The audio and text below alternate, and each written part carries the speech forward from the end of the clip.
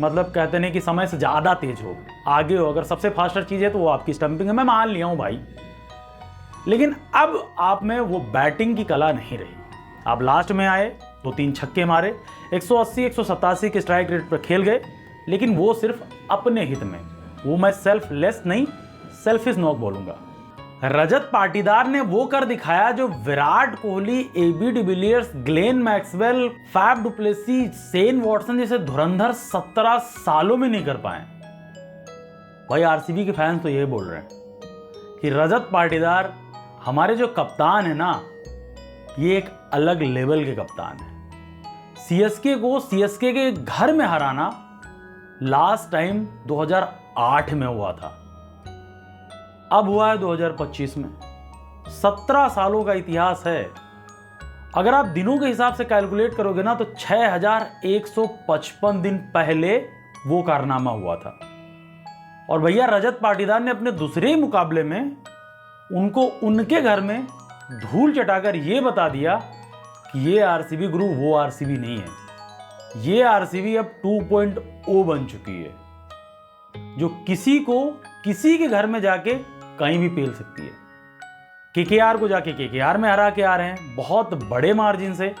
भैया CSK में जाके CSK को 50 रनों से मात देना ऐतिहासिक है गुरु, ऐतिहासिक है।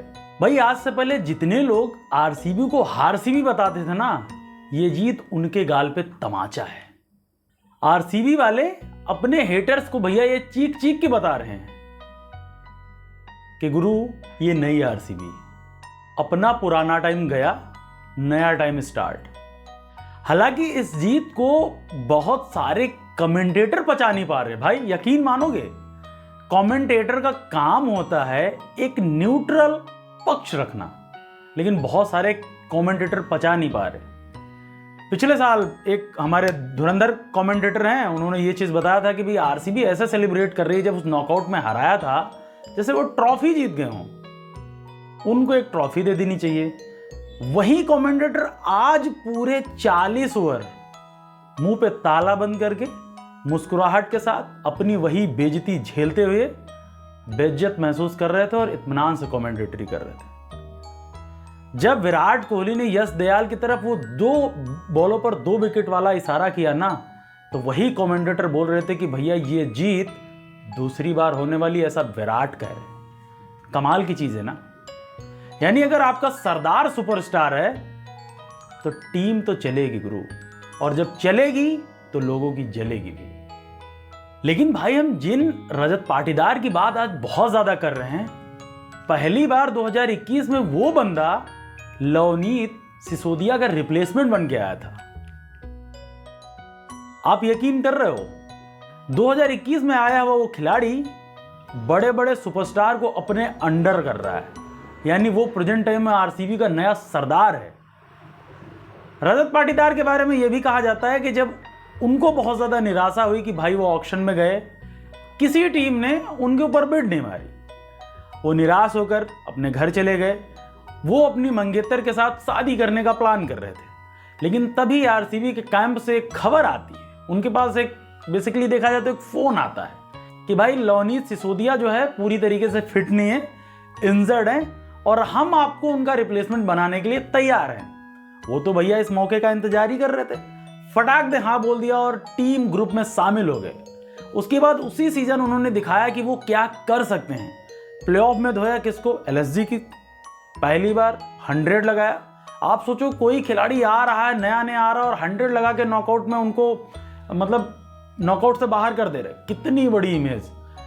क्वार्टर फाइनल में यानी नॉकआउट 2 में राजस्थान के अगेंस्ट 50 मारा, वहां पर भी उस पर्सन को बहुत सराहना मिली, बहुत तारीफों के पुल बांधे गए। लेकिन उसके बाद एक और दिलचस्प मोड़ आता है। अगले साल उन्हें एंकल इंजरी हो जाती है, जिसकी वजह से पूरा सीजन वो बाहर बैठते हैं।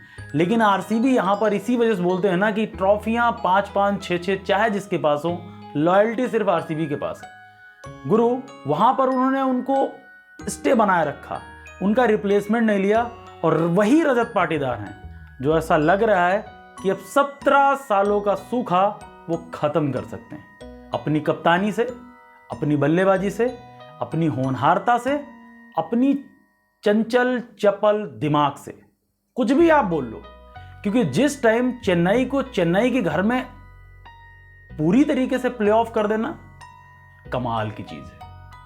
क्योंकि यहां पर बड़े बड़े धुरंधर आए और वो गिर गए, लेकिन कोई समंदर से तैर कर बाहर नहीं गया, और ये खिलाड़ी यहां पर आया और सामने वाली टीम को धूल चटाकर निकल गया।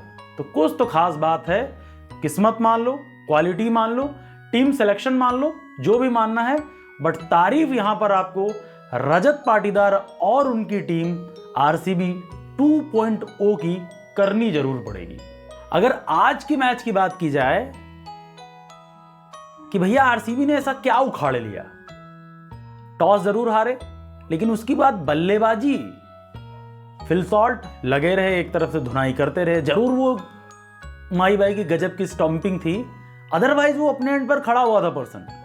विराट कोहली एक छोर पे स्ट्रगल कर रहे थे, रजत पाटीदार आए, उसके पहले देवदत्त पटकल आए। मतलब कुल मिला के जो टीम का स्लोगन था, इंटेंट नहीं गिरना चाहिए, तो भैया इंटेंट गिरने नहीं दिया, खींचते खांसते पूरा मीटर पहुंचा दिया 196, यानी आप समझ लो 20 रन अबव, जो पार स्कोर होता है ना, 20 रन ज्यादा ही बना दिए। और ये बात पिछले मुकाबले में हर खिलाड़ी जान रहा था कि जब मुंबई इंडियंस ने 150 रन बनाए थे, फंस गई थी चेन्नई। लेकिन वहां से एक एंड पर खड़ा रहा कौन था? सचिन रविंद्र, जो आज यहां पर नहीं चला। तो मुझे लगता है कि जब उन्होंने 180 क्रॉस किया, कॉन्फिडेंस वहीं से आ गया। अगर वहीं उनकी गेंदबाजी की बात करो तो भैया सारे बेसिस्ट कवर्ड है। हेजलवुड को देख लो, भुवी को देख लो, यश दयाल को देख लो, श्रेयस शर्मा, कृणाल पांड्या, लियम लिविंगस्टन, भैया जिनकी बात करो सब एक से बढ़कर एक 30 मार खान। हेजलवुड नई गेंद से गेंदबाजी करते हैं, वही test match length, high action, सीधा सीधा एक्स्ट्रा बाउंस मिलता है और बड़े बड़े बल्लेबाजों को छका देती है। तो ये तो सीधा सीधा मैसेज डाल रही है सीएसके के कैंप में, और जाते जाते एक सवाल डालकर जा रही है कि भैया अब ये वो सीएसके नहीं है जो एक time batting power house, spin के जलवे प्लस माही भाई का कमाल। अब यहां पर आपको सवाल ढूंढने होंगे, सवालों के जवाब ढूंढने होंगे। अगर आप वैसा नहीं किए तो भैया सीएसके का स्टैट्स गिरता आपको दिख रहा होगा, क्योंकि जो अपने घर में सेंध लगवा दे उसके लिए ज्यादा समस्या है। अभी तक तो हम आरसीबी को हारसीबी इसलिए कहते थे क्योंकि वो चेन्नई में हारते थे, कोलकाता में हारते थे, राजस्थान में हारते थे, अपने घर को डिफेंड नहीं कर पाते थे। लेकिन दो के दोनों मैचों में कोलकाता को कोलकाता के घर में, सीएसके को सीएसके के घर में हराना, भैया अप्रिसिएशन तो बनता है। वहीं अगर बात करें ऋतुराज गायकवाड़ की कप्तानी की, तो मुझे लगा कि वो क्लूलेस दिखे हैं। न बल्लेबाजी में रन बने, न कप्तानी अच्छी हुई, न कैचेज अच्छे पकड़े। राहुल त्रिपाठी ने कैच ड्रॉप किया, खलील अहमद ने कैच ड्रॉप किया, दीपक हुडा ने कैच ड्रॉप किया, वो भी किसका? कप्तान रजत पाटीदार का। अगर आप सोचो एज अ बैटिंग यूनिट सामने वाली टीम को चोक करना है तो भैया कैचेस तो पकड़ने पड़ेंगे। और अगर आप एक खिलाड़ी के 3-3 कैचेस छोड़ रहे हो तो ये तो ना भैया तुम्हारी टीम के हित में हुआ, ना खुद के हित में। जब भी ऋतुराज गायकवाड़ एक क्वालिटी बॉलर के अगेंस्ट आते हैं, जैसे जॉस हेजलवुड, बार बार एक्सपोज हुए हैं। भैया अगर ओवरऑल बात किया जाए, जॉस हेजलवुड ने अभी 3 इनिंग्स में 3 बार उन्हें बॉलिंग की है, 3 ओवर डाले हैं, 9 रन दिए हैं, 3 बार उन्हें डिसमिस कर चुके हैं। तो सोचो ऋतुराज गायकवाड़ को अगर इंटरनेशनल में इंपैक्ट डालना है तो जॉस हेजलवुड जैसे खिलाड़ियों से पार पाना होगा। अब आते हैं भैया माही भाई पे। अगर उनकी बात नहीं करेंगे तो ये प्रतिद्वंदिता चल रही थी, ये एक दूसरे के आमने सामने लाकर खड़े हो गए हैं, लोग फैंस खड़े हो गए, उनकी बात कैसे? देखो माही भाई, सब कुछ ठीक है, स्टंपिंग बहुत तेज है आपकी, आप मतलब कहते नहीं कि समय से ज्यादा तेज हो, आगे हो। अगर सबसे फास्टर चीज है तो वो आपकी स्टंपिंग है, मैं मान लिया हूं भाई। लेकिन अब आप में वो बैटिंग की कला नहीं रही। आप लास्ट में आए, 2-3 छक्के मारे, 180-187 के स्ट्राइक रेट पर खेल गए, लेकिन वो सिर्फ अपने हित में। वो मैं सेल्फलेस नहीं, सेल्फिश नॉक बोलूंगा, क्योंकि जिस टाइम आपने सैम करन को भेजा, 11 गेंद खेलकर बंदा कम रन बनाया, यानी 90-80 के स्ट्राइक रेट खेल रहा है। उसके बाद आप भेज रहे हो किसको? आर अश्विनी को, रिक्वायर्ड रन रेट है 16 की और भेज रहे हो आप आर अश्विन को। आप टीम का नहीं सोच रहे हो गुरु, आप सिर्फ अपने बारे में सोच रहे हो। तो आप जरूरत है आपको बदलने की। मैं चाह रहा हूं कि आप नंबर 7 पर आओ। जब जरूरत पड़े, जब 2 छक्के डेथ में मारे जा सकते हैं, तो आप वहां पर पेल के जाओ। और मुझे एक चीज और फील हो रहा है एज अ क्रिकेट फैन, यहां पर मुझे ऐसा फील हो रहा है कि आपने छक्के मारे नहीं है।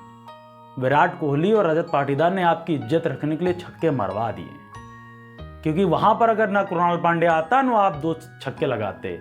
भुवी के ओवर पड़ा हुआ था, यश दयाल का पड़ा हुआ था, चाहते तो लेफ्ट आर्म सीमर या फिर स्विंग के साथ अच्छा ओवर निकल सकता था। लेकिन कोई बात नहीं, उससे जो है चेन्नई वालों का दिल खुश हो गया, उन्होंने अपने माई भाई को हिट करते हुए देख लिया।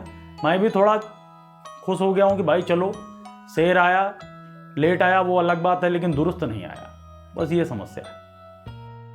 देखो भैया, ये हो गई आरसीबी वर्सेस सीएसके वाला इस मुकाबले की बात।